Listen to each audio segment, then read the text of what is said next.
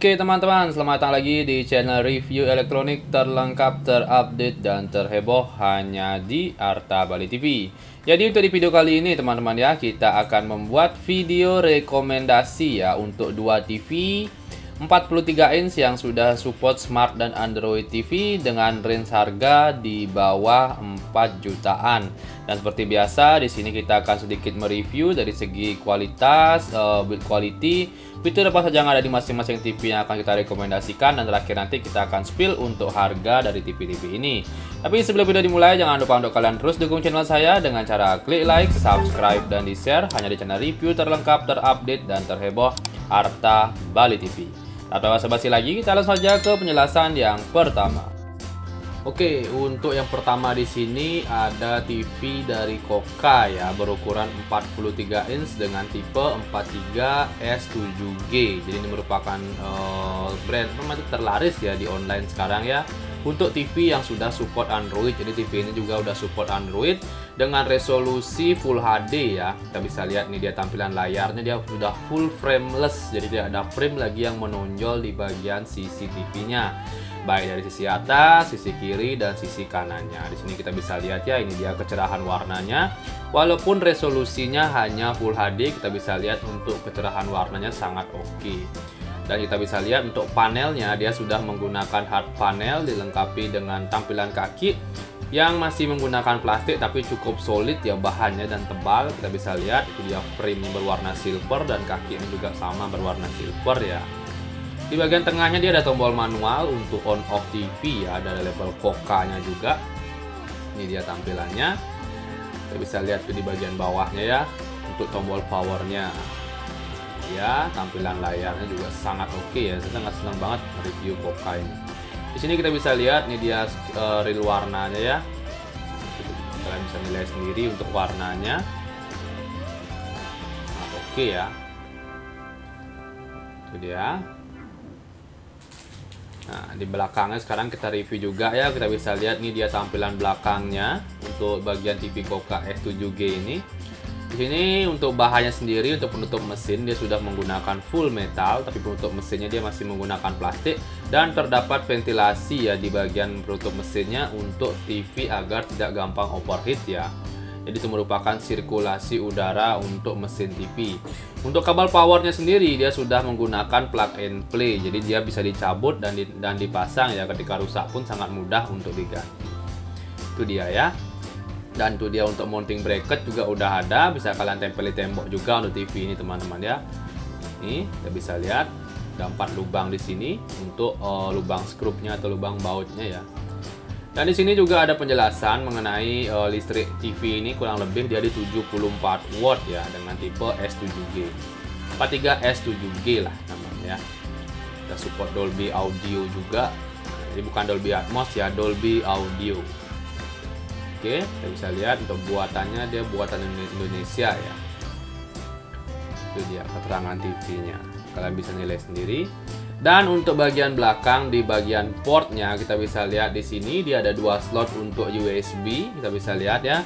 Itu dia, ada untuk antena. TV ini juga udah support siaran digital dan siaran analog.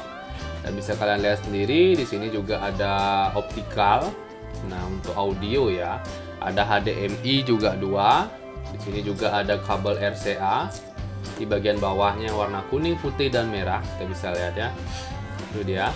Untuk HDMI aja belum support ARC. Sudah support sih kayaknya ARC ya. Kita bisa lihat. Nah, ada kabel RCA juga. Yang kuning, putih, dan merah. Serta di bagian paling bawah ada untuk optical ya atau Ethernet. Kita bisa lihat di sini untuk koneksi internet menggunakan kabel. Oke, itu dia untuk portnya, kita bisa lihat ya. Nah, untuk speakernya dia berada di bagian bawah ya. Kayak itu 10 watt kali 2 ya, di 20 watt ya, kiri dan kanan. Oke, itu untuk speakernya. Sekarang kita lanjut lagi.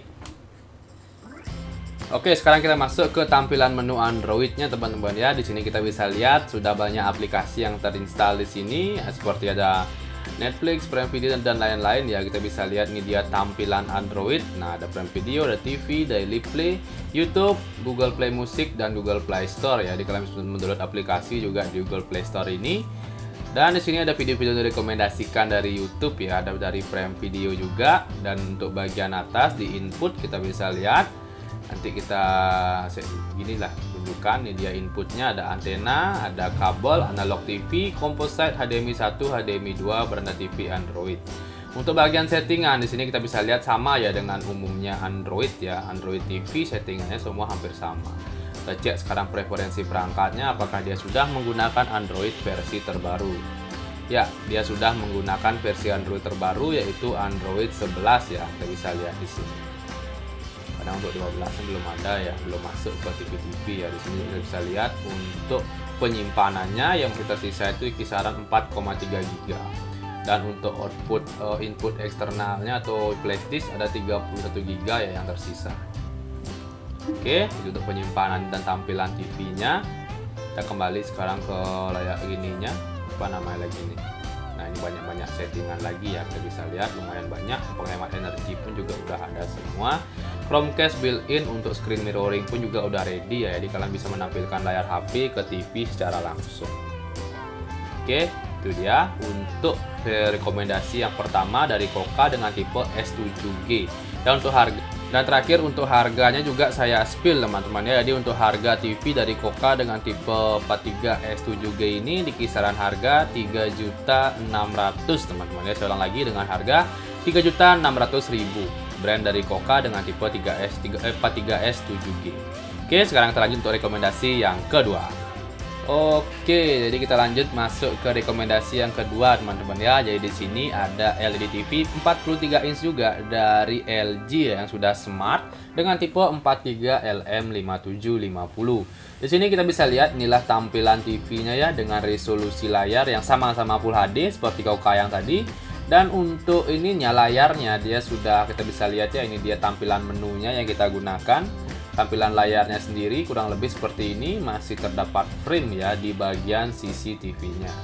Ini dia tampilan TV-nya, kalian bisa nilai sendiri. Nah, dengan prosesor Alpha 5 generasi kelima.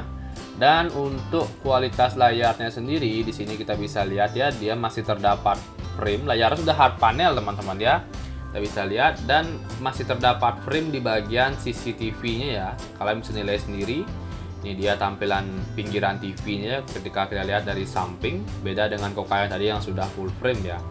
Bagian atasnya dia masih full, dari kiri sampai kanan masih terdapat frame, sisi sampingnya juga sama ya. Nah, bisa lihat tampilan TV-nya kurang lebih seperti ini ya. Dan untuk tampilan kakinya dia masih menggunakan plastik juga, tapi cukup solid ya bahannya dan cukup kuat. Jadi kaki ini juga sangat penting teman-teman ya, karena menopang TV. Dan untuk bagian tombol powernya pun juga kita bisa lihat sudah ada tombol power manual ya, untuk mematikan dan menghidupkan TV tanpa remote. Dan di sini ketebalan TV-nya kita bisa lihat dari samping kurang lebih di kisaran 5-7 cm teman-teman ya. Untuk ketebalannya langsung yang nonjol tuh kita bisa lihat. Nah, untuk bahannya sendiri dia masih menggunakan plastik. Dan terdapat ventilasi ya untuk TV agar tidak overheat, jadi sangat penting juga ya untuk TV jangka panjangnya untuk ventilasinya itu. Keawetan lah juga ya, menjamin juga keawetannya, kalau terlalu rapat juga nggak bagus. Mounting bracket pun juga udah isi ya, jadi kalian bisa bracket untuk TV ini. Dan untuk kabel powernya sendiri dia sudah menggunakan plug and play, jadi bisa kalian lepas dan kalian pasang, dan ketika rusak pun sangat mudah untuk kalian ganti. Di sini juga ada gininya ya, penjelasan mengenai TV-nya dengan 43 LM5750. Dan untuk konsumsi listrik dayanya sendiri dia kisaran 80 watt ya. Dengan refresh rate hanya mencapai 60 Hz dan dibuatnya di Indonesia, negara kita tercinta ya. Ini dia tampilan belakangnya. Dan sekarang kita langsung saja ke tampilan port TV-nya. Di bagian portnya di sini kita bisa lihat di bagian samping ada hanya satu ya, slot USB. Nah, ini dia USB play, kita bisa lihat ini dia ada satu. Dan untuk HDMI dia ada dua, kita bisa lihat HDMI 2 nya dia HDMI standar, dan HDMI 1 nya dia sudah HDMI ARC, artinya bisa output suara ya.